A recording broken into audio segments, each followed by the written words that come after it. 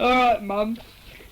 Yeah, it's Cheryl here now. Don't mind Sharyne, she's in one of her giggly moods again. It's really weak doing this. We're nearly pissing ourselves over here.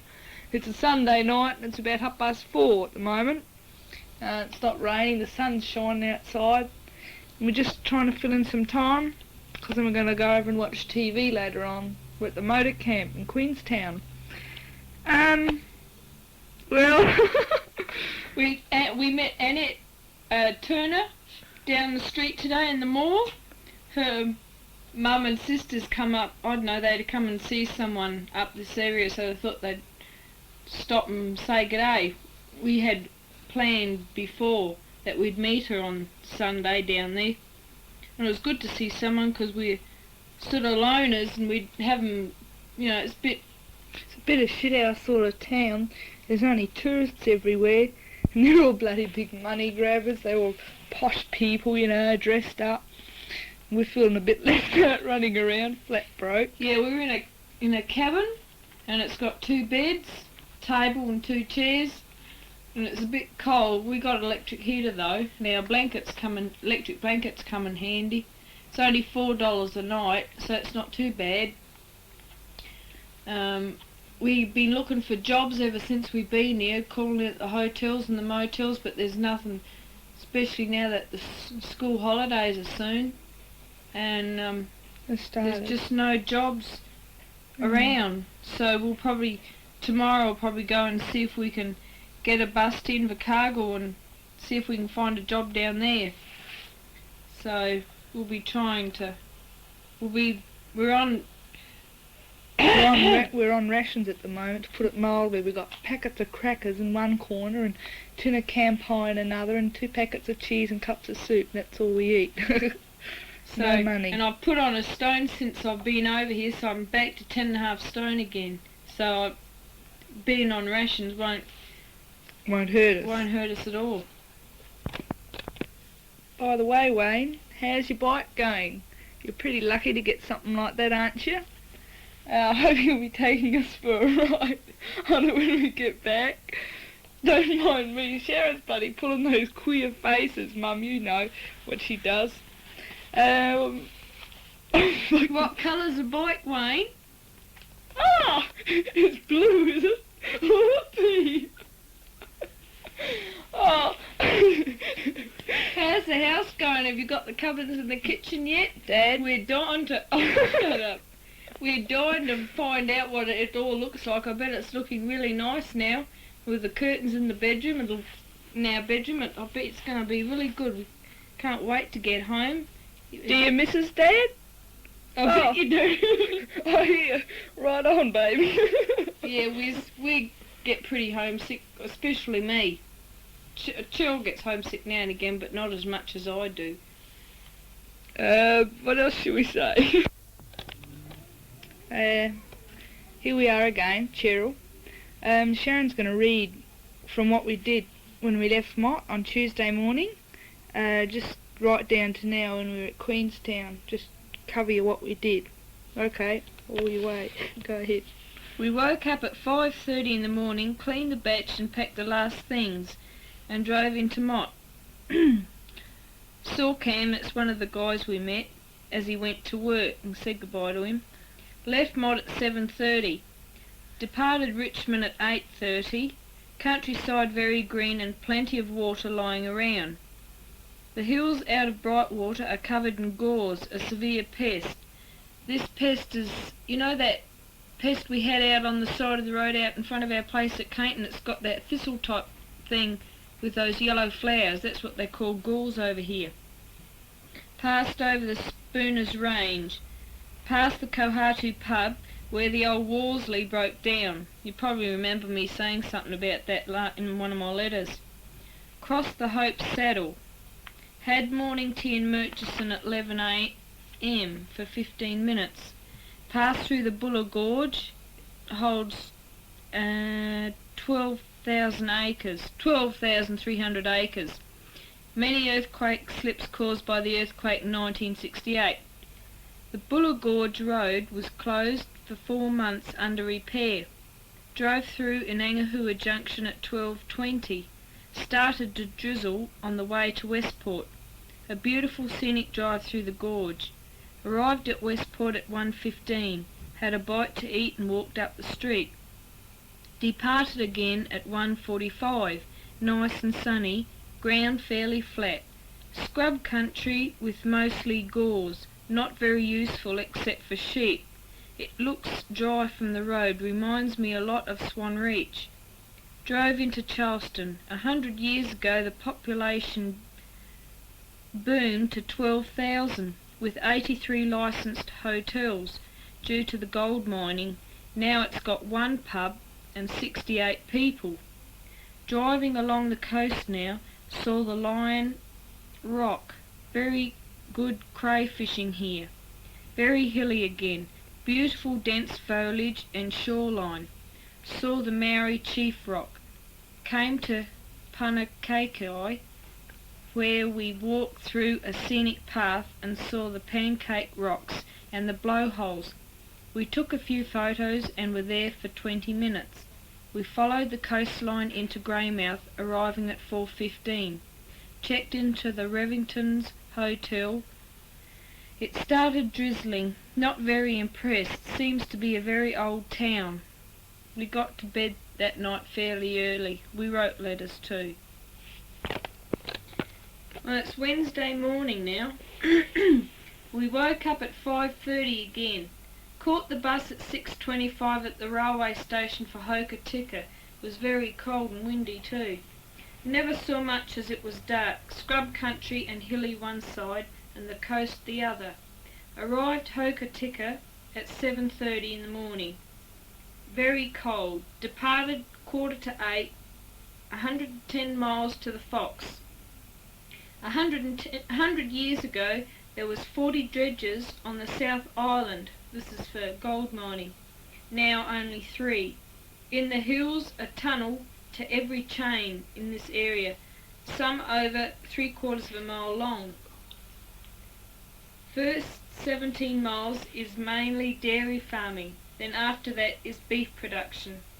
Average rainfall 165 inches a year, up to 6 to 8 inches overnight. Drove into Ross.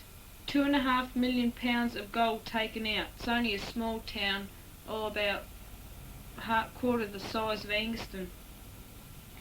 Have limestone mining also. Gold is 90 feet deep, and it costs too much to bring the dredges out. It costs around about $4.5 million to bring them out.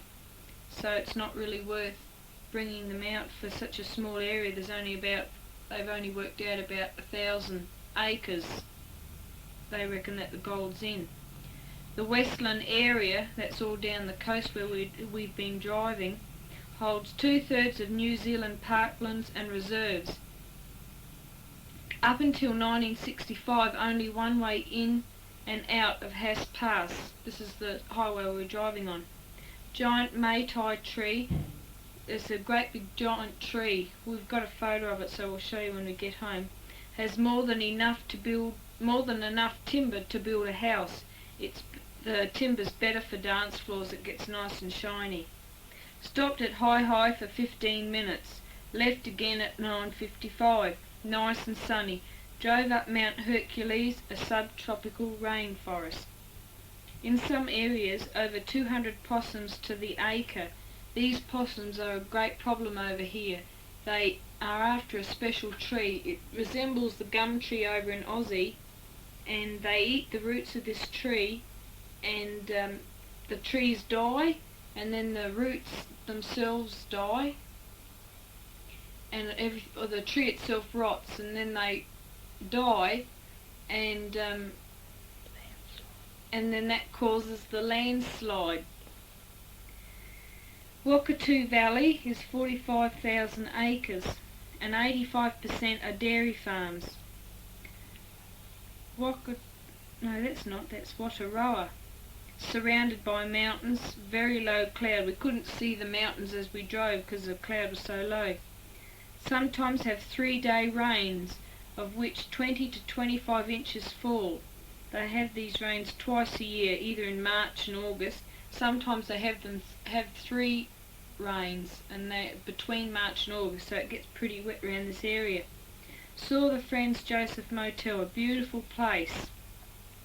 The driver said it doesn't cost less than $21 a night. That's even without breakfast. We've got 14 miles to the Fox. Very mountainous. Hilly, the driver just said. A good road, beautiful views of dense foliage and faraway valleys. We are 800 feet above sea level. Arrived at the Fox Hotel at 12:45. Had lunch and waited for the 2 p.m. tour to the glacier. It started drizzling too while we were waiting. It's fairly foggy. A wonderful sight. We climbed about 200 feet up. They issued us with boots, parkas and sticks, and we had 2 guides. All in all, we walked about 2 miles. Very slippery, and the glacier shifts about 2 feet a day. The whole tour took us about 2.5 hours. We had to pay a fee of $3 each. It was really good though. We had a fairly early night too, as we were tired from getting up so early in the morning. It's Thursday morning now. We departed Fox Glacier at 9:15. We were supposed to depart at 9:15, but the driver was late. A beautiful sunny day, very clear. Can see the mountain tops covered in snow. A bit different to yesterday when it was so foggy, drizzly and low cloud, so vision was limited. Saw Mount Arthur and its glacier all white with snow and ice. Beef production area. Crossed the Karangarua River. Flows to Mount Cook Hermitage. Takes 2 days to walk. On the walk there's a place called the Welcome Springs. It's the same temperature as in Rotorua. Drove along Tasman Sea. Past Bruce Bay. It was settled in 1865. Drove along Lake Paringa, Lake Mooraki. This lake holds salmon and brown trout. The Hass Pass highway we are driving on at the moment was opened in November 1965. It's built on an earthquake fault line. This caused the people quite a bit of trouble when they built it, because the average rainfall in this area is 300 inches a year, and up to 10 inches fall in an hour. So it was slowed down building when they were building it with rain and all this. Past Night Point, along the coast, crossed the Hass River, stopped at the Hass Hotel for dinner. It's a really beautiful hotel out in the middle of nowhere. It's a fairly flat area where it's built, and it's really dry too. Left again at 12 midday. Out in the bush, you might say, in the middle of nowhere. Drove through the Mount Aspiring National Park, crossed the gates of the Hass, where we changed drivers. Hass Pass is 1,849 feet, named after Hass, an Austrian. He also named the Franz Joseph Glacier after the emperor of his country. There's snow on the side of the road too. It's only a real little narrow dirt track, and the mountains are so high you can't even see the top of them. Crossed Fish River, which is 85 feet below the bridge. Sheep grazing around the Makora River. The land appears to be very dry. They only have 50 inches a year. Start of the southern lakes. The first one's Lake Wanaka. It's 35 miles long, 3 miles wide, and the surface area is 57,000 acres. In parts it's 1,000 feet in depth, and it's 910 feet above sea level. The bottom of the lake is 10 feet below sea level. The water is 90% pure and is the 3rd deepest. Lake Hawea, very dry country. Stopped at Wanaka for afternoon tea. Left again at 3:05. Picked up a load of school kids as their bus had broken down. This slowed us down in our trip too. The land is still very dry and looks as if it is mainly used for sheep grazing. The land has to be irrigated. They get the irrigation. They have to build their channels and get it irrigated from these lakes. Changed buses at Cromwell. Drove through the Coara Gorge. Gold mining went on years ago. Very dry mountains, but the tops have snow on, and it looks quite strange really. Drove through Arrowtown. Very uphill and down dale, reminds us of Manham. Arrived in Queenstown 5:15. Checked in at the Melbourne House Hotel. It's a private hotel. It was a bit too posh for us. We got a paper but couldn't find anything. And they had TV in this lounge, and when we woke up in the morning, they served their breakfast in the lounge. You have to go into this lounge and have breakfast. And they had a note on the sign on the table, ring bell and wait to be seated. So we had to ring this bell, and this bloke come out and Put us down in our chairs. yeah, showed us where to sit. And Cheryl walks out and no shoes on, you know what Cheryl's like. And he told her to go and put some clippy clops or something on, and it was just quite funny.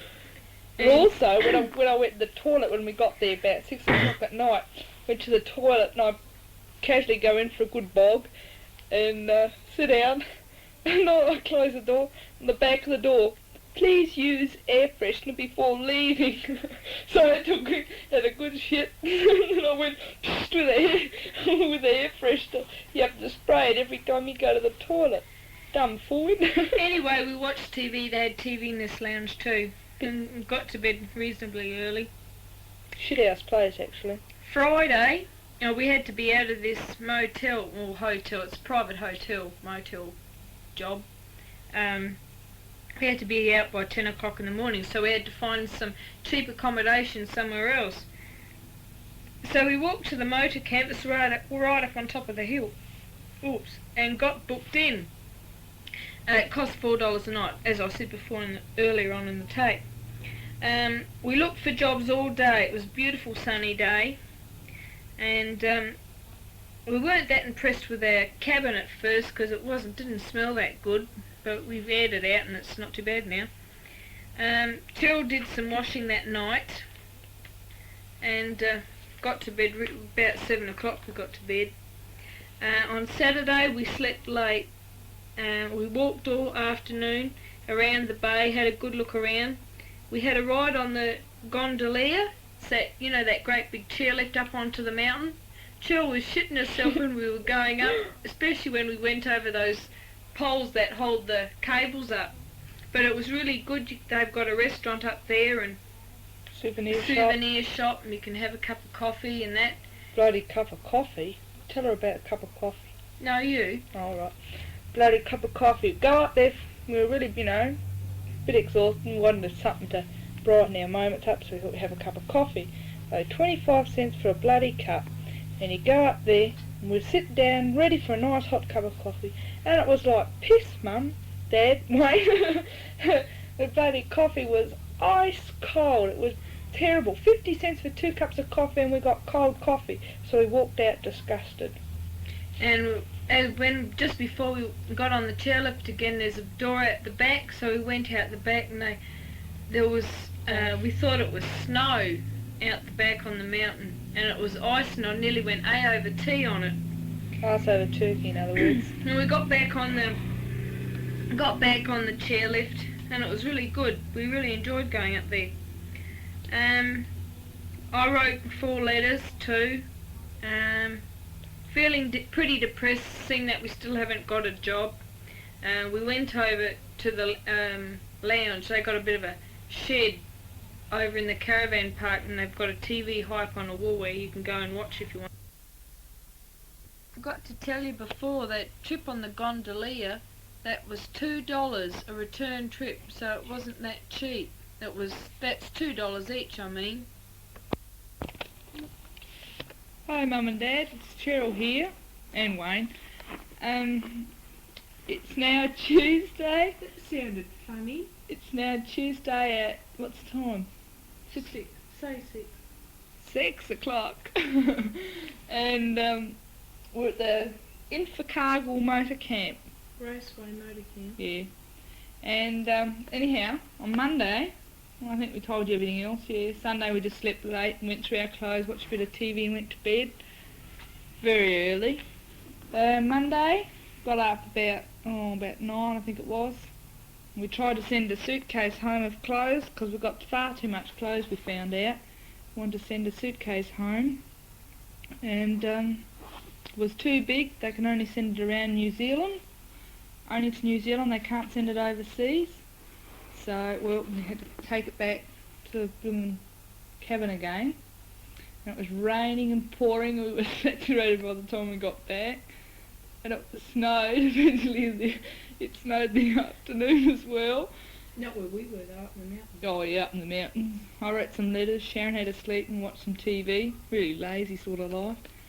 On Tuesday, we're up early. Still no mail. We're waiting for a letter from you. Bit wild that we haven't got a letter, but still. And we left for Invercargill at 10:15 in the morning. Very cold. It was freezing cold, but it was nice. But it was nice, and it was sunny, but it was cold. It snowed. You talk around the bush, you do. Oh, I can't help that. It snowed really heavily last night. Oh, now what else you got here? Oh, come on, what's the table running? Scrub country. Well, we crossed over the Devil's Staircase Bluff. We followed Lake Wapiti down to Kingston, where we stopped for morning tea. Lake Wapiti. Oh, shut up. Down to Kingston, where we stopped for morning tea for 10 minutes. Left again at 11:25. It was gladly welcomed after living on cheese and cups of soup for 4 days. The ground was very rocky, with no trees, but they've started planting a few alongside of the road. Still very dry. Just before Lumsden, the land's looking a bit better. There's a bit more green around. Most of the homesteads along here are either sheep or cattle stations. Arrived in Lumsden at 12:10 p.m. Had dinner and left again at 1:10. Lumsden 629 feet above sea level. We have 79 kilometres to Invercargill. The land is fairly flat with hills in the distance. Reminds us very much of the valley, minus the vineyards and wineries. Shut up. Paddocks very green. Starting to get overcast and windy. Arrived at Invercargill at 2:30 p.m. Got a taxi to the Raceway motor camp 3 miles out of town. Cost us bloomin' $2. Very nice cabins, a lot better than the other ones we had at Queenstown. They've even got carpet on the floor, which sort of makes it look a lot warmer. And we did some letters, wrote some letters, and got a few groceries. That's about all. We wanted to go and watch TV out in the recreation room, but apparently there had been a whole lot of vandalism last night. Now the kids are out of school, they've got to do something. They went and vandalised this recreation room with this TV. They had a pool table in there too, and we're going to play pool tonight. Yeah, but that was all shut down, so now we've got to sit in our rooms for bloody hours on end doing nothing. Just writing letters, which we're getting pretty sick and tired of doing. We rang Annette up before, and we have to be out of here on Thursday morning at 10 o'clock. So we're going into the city tomorrow to the Labour Department to see if we can find a job, and then we'll look around in there and get a few postcards and that. And if we can't get a job, we'll probably go in again on Thursday, and we're going to meet Annette and her mum in there, and then we'll probably go out to Annette's place, stop at there Thursday night, and if we still haven't heard about a job yet, well then on Friday we're going out up to Milford Sound. Tiana up that way. Yeah, Tiana, Milford Sound, up to Cascade where Annette used to work. We'll go up there for the weekend and come back Monday, possibly, and then probably head off up to Dunedin. So you never know, we might be home sooner than you think. Yeah, the job situation's pretty bad here at the moment, because there's just no jobs anymore. The hotels, for housemaids and things like that, they're even putting off their own staff because apparently there's just just not enough work for anyone. So we're finding it a bit hard with sort of scrimping and scraping, which is change. Go past the kitchen where all the other people are cooking up their beautiful meals. I don't make it seem that bad. Oh well, it is. I'm starved. It was good though. Oh yeah, we're losing some weight, which is good. Yeah, oh well, I suppose. We'll see you a bit later on. Yep. Toodles. Hi there, it's Cheryl here. Sharon's going to read some more parts on what we did. So.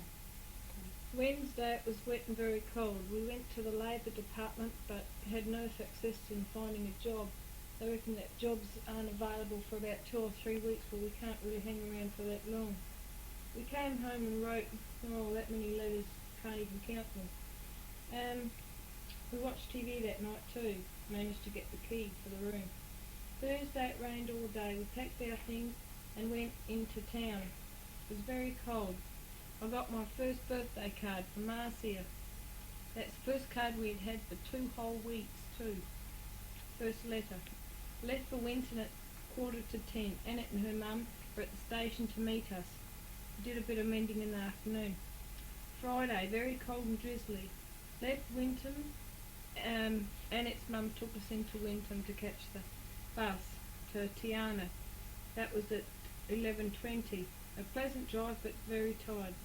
Saw the bog pines just out of the quay. A shrub-like bush grows in only 2 places, New Zealand in that area and Western Siberia. It only grows 1 foot in 100 years, and this area is called the wilderness. A lot of water lying around due to the recent rains. Arrived at Tiana at 3:30, still very cold. Had a look around, talked to Joan about getting a job in the vacation hotel. It's one of Annette's girlfriends. So here's hoping. Watched TV back at the Mai Tai Lodge. That's where we stopped. Saturday we left Tiana at 8:15 for Milford Sound. Followed Lake Tiana for about 18 miles. Lake Tiana is 42 miles long and is 4 to 6 miles wide in some places. 1,300 feet in depth, 666 feet above sea level. Coastline is approximately 300 miles and is the largest lake in the South Island. Went through a red beech forest before entering Eglinton Valley. Very scenic. The ground was very white with frost. Drove past the Mirror Lakes. Saw the disappearing mountain. It's the way the road is built. Past Knobs Flat. Got the name because these knobs are dotted all over the flat, formed by glacial action. Arrived at Cascade Lodge where we stopped for 15 minutes. Had a good talk to Kim and certainly glad to see her. We left again at 9:15, past Lake Gun and Fergus, in which there is brown and rainbow trout and Atlantic salmon. Both these lakes flow into Lake Tiana. Lake Lockie is only 1 mile long and is stagnant. Drove through the Divide, which is the lowest pass in the Southern Alps. Stopped at the Marion Lookout and had a view of the Hollyford Valley. Drove alongside Falls Creek. The water is so pure that no fish can even live in it, and it's so cold that if you fell in it, you would freeze within 10 minutes. Stopped at the Falls Creek waterfall and took a photo. The air was very cold. Drove over Little's Flat. During the Depression, 500 people lived here. Now there's nothing. They were so isolated that they lived off the land completely, with a few animals for meat. We passed the area where Sir Edmund Hillary practiced climbing for Mount Everest, as these are the steepest mountains in New Zealand and very similar to Everest. Some of these mountains are up to 9,000 feet. We stopped at Homer's Tunnel and mucked around in the snow. Took a few photos. Hell, it was cold. 5 men started digging the tunnel in 1935 with picks, shovels and wheelbarrows. It's 3/4 of a mile long. Near the centre, there are 3,000 feet of mountain above you. It has no sustaining wall. It is completely held up by its granite walls. Its estimated cost was $4,000. and that's all it did cost. The whole tunnel was dug by man, except for the last 100 feet, when machinery was brought in. Completed in 1952, a break of 2 years when the war was on. It's so cold in here that the icicles get to about 6 to 8 feet long, and sometimes get broken by the buses as they drive through. No electricity from Nobbs Flat, but there is telephone to Milford Sound. After coming from out the tunnel, you drop 3,000 feet in 6 miles, and you go over 82 bridges in 14 miles. This is called the Claude Valley. We stopped at the chasm. Here the water drops 100 foot and then another 50 feet into a lower river. You can really hear the roar. We went through the Totoko Valley, named after the first Maori chief who walked through this valley. This valley is the home of the kakapo, the flightless parrot. There are 3 suspension bridges through here. We arrived at Milford Sound at 11 a.m, went for a walk and had dinner. A beautiful sunny day. We went to the hotel and had a few drinks with the bus drivers and played pool. We left again at 3 p.m, had a good trip back, stopping at Cascade Lodge for 15 minutes. Spoke to Kim again. We got back to Tiana at 5:15. Had a bite to eat. Cindy came back with us. She's another one of Annette's friends that used to work with her at Cascade. Went back to Annette and Cindy, they talked to all hours. Cheryl and me slept in a single bed because we had one double and one single bed. Sunday, Cheryl slept till lunchtime and Annette and me yapped and looked at photos. We walked down the street, watched TV in the afternoon. Cheryl and me met Kim at the bus. We talked about old times and Kim stayed the night. So again, Cheryl and me slept in a single bed. That's really thrilling too. Monday, Kim caught the bus home in the morning. We packed our clothes, waited for the bus and left at 11:15. Had a pleasant trip home. Got a kiss from Noel, it's the bus driver. He knows Annette from Cascade too. Got a ticket for Dunedin. Mrs. Turner, Norma and Brenda were there to meet us. At night I went to the hotel with Mr. and Mrs. Turner. I watched TV, that's about all. Tuesday we slept late. Mrs. Turner cancelled our trip till Thursday as we were planned to go, what's it called? White baiting. Mrs. Turner and her 2 girls and Cheryl, they went out. Annette and me stayed home and cleaned up and wrote some letters. Did some washing, and 5 of us girls went for a walk in the afternoon. Packed our clothes, and we got some letters. Got one from you and Wayne and Dad, and Cheryl got one from Ray and I got one from Peter. Yeah, it was good to get a letter from you. We noticed the date on it was the 15th, and we got it on the 31st. So what the hell's going on, I don't know. But we're at last glad to... Well, it's following us around.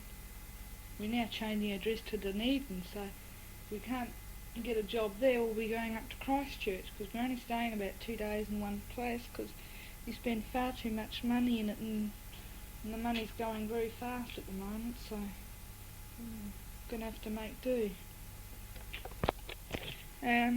Today, which is Wednesday the 1st of September, we got up about 9:30, had a shower, got dressed, and its mum took us for a drive right down, because white baiting, we couldn't go white baiting because apparently the tides weren't right for us to go white baiting, so we thought we'd have to give it away, and she wanted to take us somewhere, so she took us to... Tell them about white baiting, what it is.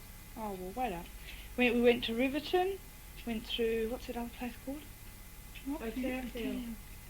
Hey? A Tautau, if that's right, I don't know. Yeah. But anyhow, went there, and it's only a small little place, something like the size of Anguston. Might be. Bigger than that. No, it's not. No, it is not. Riverton is. Anyhow, we're having an argument here. Anyhow, it's just a holiday resort. We went to this restaurant, and Annette's mum paid for our meal. We had eggs and chips and everything. We never ever expected it, because we wanted. She went in there and she said ordered eggs and chips for everyone else.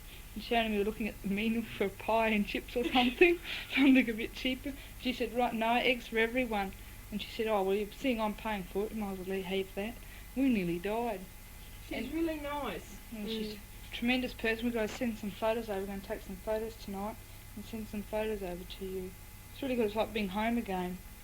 And anyhow, then we went to Riverton, drove around. We walked around on the coast a bit, had a look around, and then we come back. Got back about 2:30. Yeah, it's now 3:30. Talking to you, so nothing much to do. Just trying to fill this end of the tape in here. Oh, white baiting. It's I don't know if you know, Dad. Don't know whether you did any when you were over here. It's a little long, with a jelly-like thing. It's about. It's transparent. It's about half an inch long, the size of a it's match. Yeah, about as long as a match. About as long as a match. It's a bit thicker though, isn't it? It's Norma here talking, the other girl with us. That's Annette's younger sister. She's 15. She's sitting here on the bed talking, trying to tell us what we're doing here. Don't start giggling. No, it's about as long as a match. And Yeah. it's transparent. And Yeah, it's gutless. it's gutless. And you eat the head and all. Yeah, you eat a lot. Yeah. How thick is it? The size of a Oh, match. sort of yeah, the size of a match, yeah. Yeah, So it takes a lot to make a pound. yeah, I reckon. And they stand on these backwashes on the sea. You know how you have the backwash up at it's like a little river, and they have their little benches they stand on, something you know like Platforms. their little platforms, and they just hang the net over the side, and the little fish go in there. Little things go in there, don't they?